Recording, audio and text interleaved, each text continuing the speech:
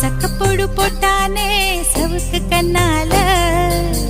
சத்தியமா பார்க்கல இதுக்கு முன்னால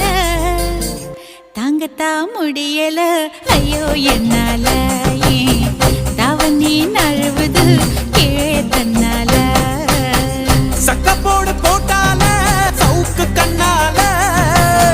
சத்தியமா பார்க்கல இதுக்கு முன்னால